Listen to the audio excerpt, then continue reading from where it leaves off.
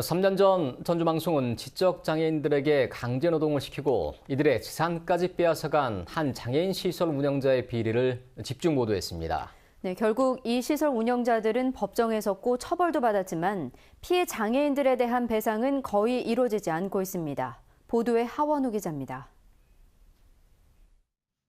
한 장애인이 식당에서 얻어온 음식 찌꺼기로 개밥을 만들고 있습니다.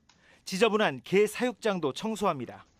이른바 노예장애인으로 불리며 강제노동과 학대에 시달렸던 장애인들은 새로 옮겨온 시설에서도 같은 피해를 겪었습니다. 반일과 상자 접기 등 강제노동에 동원됐지만 임금은 모두 시설 운영자의 개인 통장으로 들어갔습니다. 학생 이분들 판단하는 게 되게 많이 보잖아요. 좀 다른 분보다 판단력이 너무 적어요.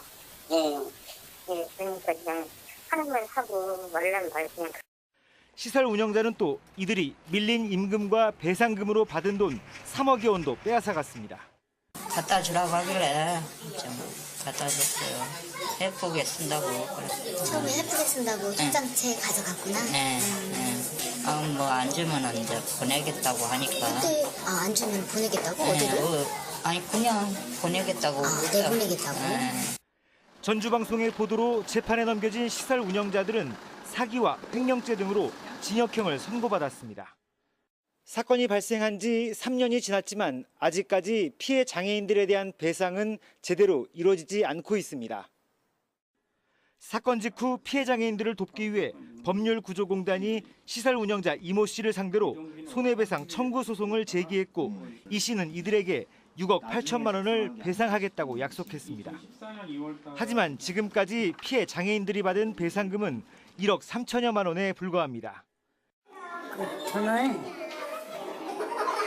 지가 그 사람이 갖고 있는다고 뺏어가 버렸어요. 일한 것도 있고 그런데 그것도 아직 안 받았어요. 일한 것도.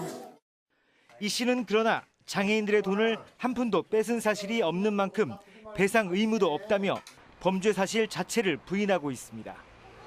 장애인에게 씻지 못할 상처를 안기고도 배상조차 외면하는 시설 운영자들이 피해 장애인들을 2번 울리고 있습니다. JTB 뉴스 하원호입니다. 장애인 시설 운영자는 적지 않은 부동산을 갖고 있었습니다. 그런데 피해 장애인들이 손해배상 청구 소송을 제기한 뒤 상당수의 부동산이 다른 사람에게 팔리거나 증여됐습니다. 배상금을 주지 않기 위해 재산을 빼돌렸다는 의혹이 일고 있습니다. 송창용 기자가 보도합니다.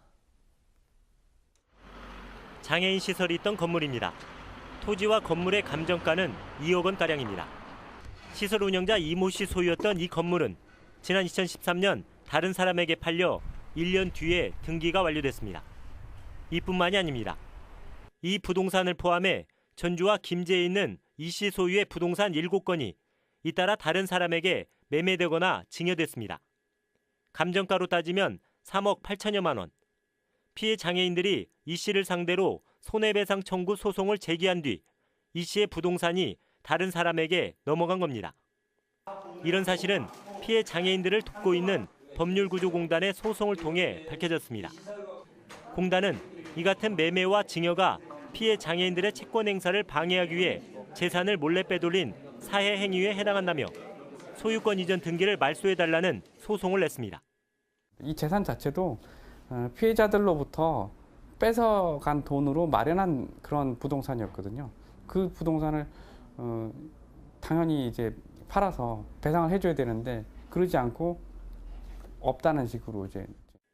매매 당사자들은 정상적인 거래였다고 주장했지만 재판부는 매매 대금을 건네고도 한참 뒤에야 등기가 이루어졌고 거래 자금의 출처에 신빙성이 떨어진다며 피해 장애인들의 손을 들어줬습니다.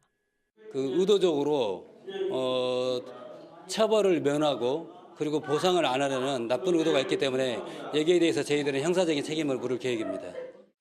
하지만 매매 당사자들은 정상적인 거래가 맞다며 항소해 피해 장애인들의 배상은 다시 기약 없이 미뤄질 것으로 보입니다. JTB 뉴스 송창용입니다.